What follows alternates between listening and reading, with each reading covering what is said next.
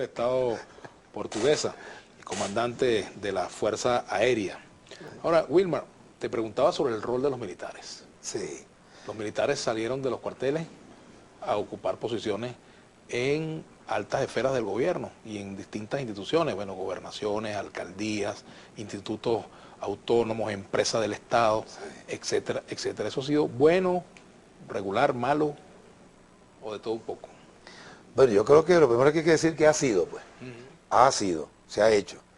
Vender papas, vender ropa interior de damas, como nos decían cuando empezamos en el Plan Bolívar 2000, que éramos unos vendedores de ropa íntima, para no decir la expresión prosaica que pudiera parecer prosaica, pero yo no entiendo por qué el nombre de una prenda íntima puede ser prosaico. Pues vender una pantaleta no es prosaico, ¿me entiendes?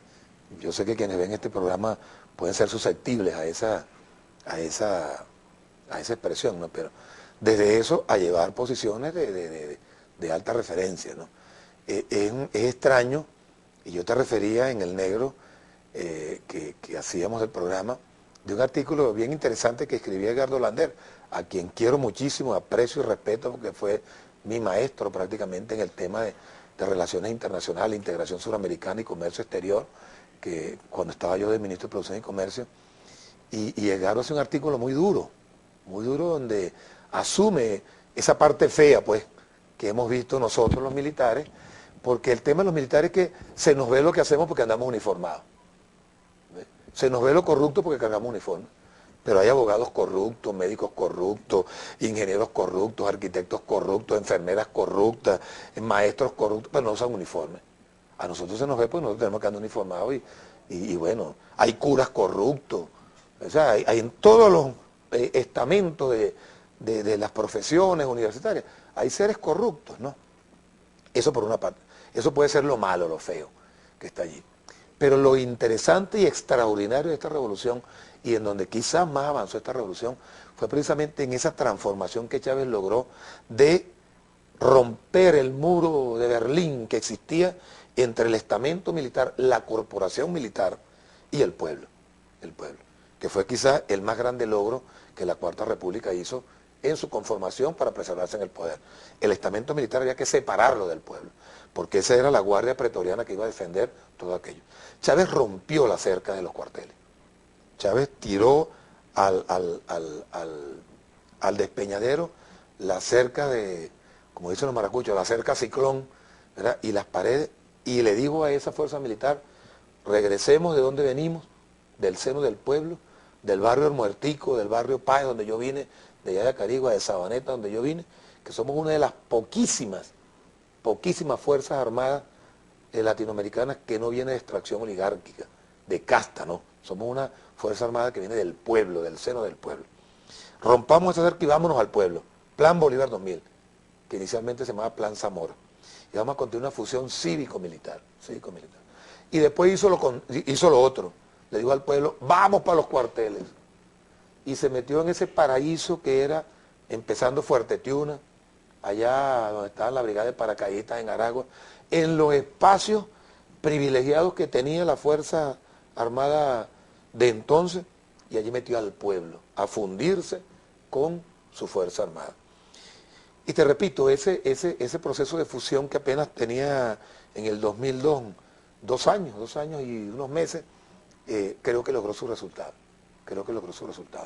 Porque creo que había una deuda histórica, política, moral importante de aquellos eventos del año 89, cuando nos ordenaron, a mí me ordenaron salir en un avión Mirage con 4 bombas de 500 libras a bombardear ahí los barrios cercanos el 23 de enero, y que estaban alzados contra,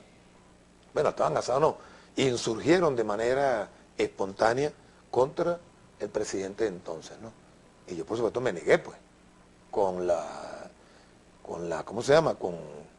posibilidad de que fuera pasado, qué sé yo, a consejo de investigación. Bueno, la ofensa más grande que nos hacían a nosotros era decirnos civiles y abogados. Esa era la ofensa más grande que uno como militar recibía. Es decir, yo creo que el logro extraordinario que se ha hecho es romper esa barrera que había allí entre los militares y el pueblo en su amplia concepción, como lo somos tú y yo que somos pueblo, y fundirnos en uno. Los grandes errores que hemos cometido, que los militares todavía nos cuesta quitarnos el casco de la cultura corporativa rígido en la toma de decisiones y muchas veces asumimos que cualquier organización se comporta como se comporta el estamento militar, pues, que es obediente, disciplinada y subordinada.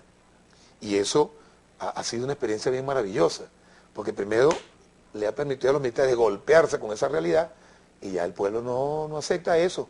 Las estructuras no plantean eso, ¿no? Eso por una parte. Y en segundo lugar, les ha permitido a ellos también, fundiéndose con ese pueblo, aprender de ese pueblo que las relaciones sociales no son lineales, pues. Las relaciones sociales son multifactoriales, multidimensionales, complejas, y muchas veces no soy yo como general, que tengo un rango altísimo, el que tengo todo el conocimiento y que tengo la verdad. Muchas veces en ese pueblo, en esa experiencia cotidiana, hay sabiduría que es superior a la inteligencia. Y yo viví una experiencia muy hermosa, Vladimir, en un barrio allá en Guanare que se llama Las Tablitas, que su nombre obedece a que era un pueblito, un barrio ídem, pues, hecho con tablas y cartones. Y allí hubo una muchacha, un muchacho del pueblo, que le dio una clase de planificación estratégica a los estudiantes de maestría del IAE, del Instituto de Altos Estudios, que esos muchachos lloraron allí, no podían creer lo que estaban viendo, con un palito de una rama de un árbol, haciendo unos dibujitos de cómo empezamos una experiencia construyendo viviendas antes de que la gran misión vivienda existiera, y cómo se organizaron y cómo llevaron adelante y cómo fue la relación entre ellos y el gobierno regional, y bueno, esos muchachos quedaron impactados. Yo creo que esa es una experiencia interesante. Y si nos fuéramos a los planteamientos teóricos que el viejo Iván Mesaro hace sobre los procesos para que sean revolucionarios, él plantea entre los tres elementos que considera de que cada revolución debe tener tres elementos. Uno de ellos es qué planteamiento de carácter universal tiene ese proceso para que sea una revolución real y científica. Yo creo que esa experiencia de la fusión cívico-militar que se ha dado en el país es un elemento interesante de evaluar. Un elemento interesante de evaluar. Con sus errores y con sus aciertos. Me gustaría hablar precisamente de los errores y los aciertos de Chávez en la conducción de todo este proceso. ¿Qué herencias positivas dejó y qué herencias negativas pudiera considerarse que dejó el tiempo que el presidente Hugo Chávez estuvo como presidente de la República? Bueno, yo creo que hay un legado que es innegable que Chávez nos deja, primero de la osadía de enfrentarse en un momento histórico planetario donde absolutamente nadie hablaba de socialismo, nadie hablaba de revolución. En palabras de Immanuel Wallerstein, que estábamos hoy recordando una de sus obras, Geopolítica y Geocultura. Wallerstein hablaba en su obra de lo que él consideraba los movimientos antisistémicos. Bueno, yo creo que Chávez insurgió en ese momento en esa parte de lo que Wallerstein llamaría esos movimientos antisistémicos. Chávez se atrevió en pleno auge del neoliberalismo a plantear una opción distinta. Me gustaría que habláramos sobre ese tema al retorno de la pausa y hablar también sobre el momento presente. ¿Sientes tú, Wilmar, que se agotó o se está agotando la revolución bolivariana? ¿Se le está acabando el oxígeno o está ante un segundo aire? Vamos a la pausa.